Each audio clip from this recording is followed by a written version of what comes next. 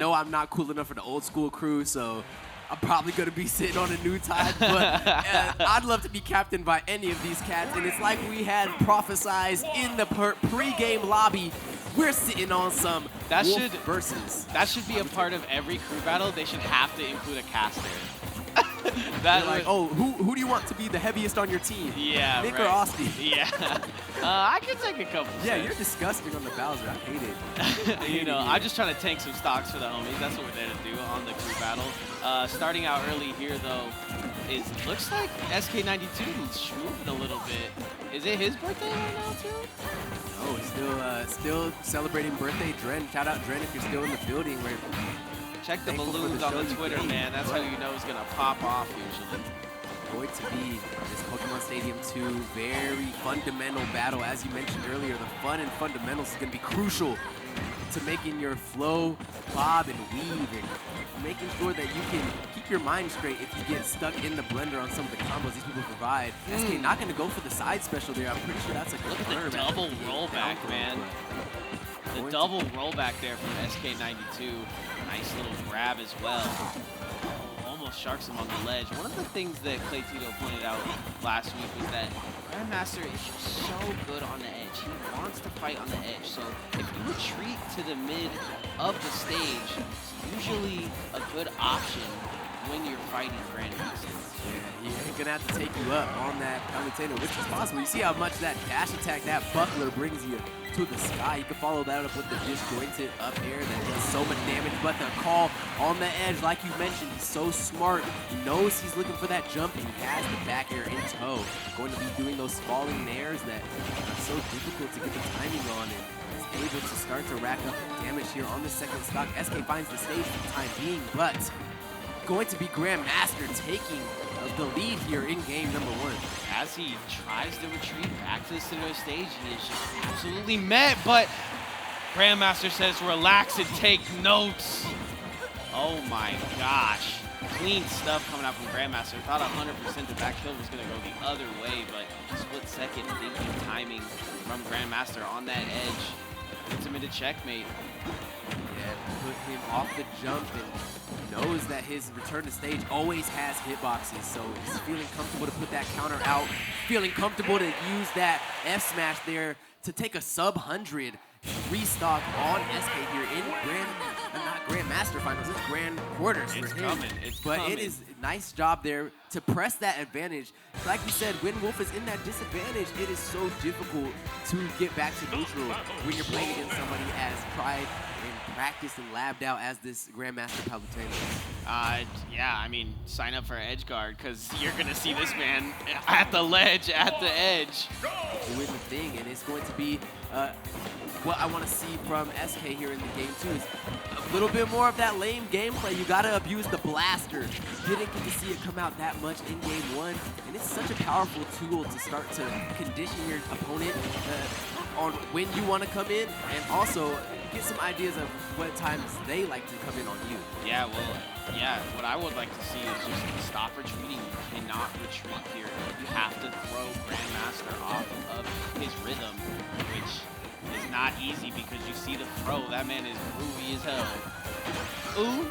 Groovy like a drive-in movie, if I do say so myself, and it will be a just aggressive stance on the center stage that Grandmaster holds. Just getting those hitboxes out, but the tech read That's with what the I'm talking down about. smash. Keep it on. Keep that gas down to the floor. If you retreat for a second, you're going to find yourself at the edge, and you don't want to be there, Austin. I mean, yeah. He finds himself with a little back air, doesn't get it. Scourge, though. The scratch coming out. This man, SK92, I love what he's doing in this game. Sometimes, if you just stop for a second and give him the time of day, but the no respect claw comes out, and SK92 finds the first foothold in the game. Finding his rhythm, and finding an opportunity there early against Grandmaster, but now has to sit Roll and into try center to stage. build up a little bit of a extra credit, because you do not want to be sitting even footing on your tournament life here, tournament game. Yeah, on the winner's side here. I would say it's pretty even on the Palutena versus Palutena, Grandmaster versus Chase, but I would say the thing that Chase has a little bit of a edge on is being aggressive, and I think Grandmaster kind of waits to see what his opponent's going to do, gets into the ledge, and, you know, aptly being named Grandmaster because he's playing chess here. Grandmaster definitely the better responsive player. Chase rushing you down. So great at dictating exactly how could he both learn a to lot go. from each other. Oh, but Grandmaster learning a little bit there of how low that claw can go. How up low throw. can you go? Ooh, Kills himself though. That is a kill yourself, but it is okay because you got the statement sent. Yeah. Sometimes you just gotta let him know, like, hey, I know when you want to drop shield. I got something for that. Yeah, I got. Maybe next time I won't kill myself. Yeah. Maybe I'll go a different direction, but he gets the damage he needs there, and he's a stock up. So looking, sitting pretty right now is a game down. So as you can see it here, it looks like Grandmaster's starting to get a little bit more aggressive there. Wants him at that ledge. That's where he finds him. Gonna land back, gonna toss him back. Back, does not care. Throw it back again, does not care. Throw it back like it's Friday night at the Knockdown. Do not grab ledge on the return to stage on this wolf. Your landing lag is so long. Everybody can respond to it. So you're gonna see how Grandmaster wants to keep SK high on return. Does not want to get a safe return to that ledge. We can snap. He has the counter also ready if he does get low. So it's going to be very important here that SK does not get off the stage. Yeah, stay on. He No, has to 100%. be It centered. sounds so simple. It sounds like, oh, these casters, they don't know what I'm talking about. Stay on the board. Super easy stage. Oh, that back air right in the face, and I don't think he was ready for that. That DI looked a little suspect. Yeah, the reversal of the flow state was so clean, and it was too quick. Grandmaster looking possibly to already do something else. Yeah. But he needed to DI in. Possibly pressing a button there, and yeah, beautiful game coming out from SK92, who is, you know, having the run of his life, to be honest. Not his life. He's had amazing sets all the time in his past, but here in Ultimate, this is definitely a run that he's looking to work in, and you can see it on his face. He is primed and ready for this one. Like we said, I mean, he did a lot of what we said. He stayed with the blaster, kept that thing on him, and yeah, stayed on the stage there at the end. Had that amazing back air. If you are not riding around with that Nina, you're not gonna be smoking on Keisha. Exactly. You know what I'm saying? So we gotta see my man Kyle keep doing that thing and keeping Grandmaster on his toes. But for the time being, he had hover that Fox. I know he likes the speed and the recovery that the Fox offers, but feeling comfortable to keep this aggression and keep the way more oppressive neutral state. Yeah, he goes up 2 stocks there in that last one, so maybe just trying to think about, I like what he's doing here. Recovers high again. Probably should have press shield there. But doesn't matter. He's not worried about it. He's thinking about this next move. I like the rollback. He's got a lot of moves to roll. Very responsive here from Kyle King. The king of all Kyles for sure. Not a lot of cool Kyles. But this one is one of the best. Big kick comes out. Kyle for 82 in the chat. It's like, dang it. It's like, I wanted to be the king. I thought I was the king of the guy. Yeah, Grandmaster just doing a lot of spacing right here. I feel like SK is like one of the only Kyles I know that doesn't look like baptized in monster. Yeah, absolutely there. He looks like he's baptized by this princess right now. This top tier goddess, honestly. Isn't she like Mother Earth to these people? Gaia. Yeah, she's like the actual queen of creation to these to the Pit franchise. Kid Icarus. Well, Kyle King looking to put her in the pit right now. Up throw though. Back air. Don't want to teleport there. DI'd that one at 140. That's what I was talking about. Maybe a little suspect on that last one. Ooh, the spot dodge on the grab. Back air. I taught him that one. I'm already knowing. Seen it from you. Has a nice advantage there, but you can see the difference in edge guards right there. Kyle kind of waiting to to see the move from Grandmaster as he gets back. And Grandmaster never giving you the time of day, would never get you that space. The weight of Palutena coming into play here, 183, and keeping it going. Now raged up, going to sometimes be an issue for the Palutena because you have increased knockback and you can't really keep your strings as true as you like them on these low health targets. Going to be knocking them out of those a little bit quicker than you want to.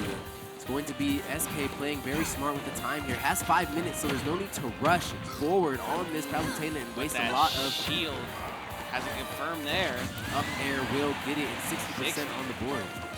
Yeah, about halfway there for a Palutena kill. Doesn't land the way he wants there, and SK doing the right thing, staying aggressive. Kind of hard here when you're faced with 79 in a possible aerial string. Oh, just runs into the up smash. That's not what you want if you're a Kyle King fan. King of the Wolves. Oh, but uncharacteristically, Grandmaster can back off there and look for something else. Maybe the move's getting a little stale, wants to take a second. Well, it started at 60-0, and it's gone from that to 100 extra damage with only 40 in response from SK. So going to need to go back to the drawing board and get some of those things that were working in game 2 to start being back in his favor. Nice little bit of a ladder here. 1, 2, 3.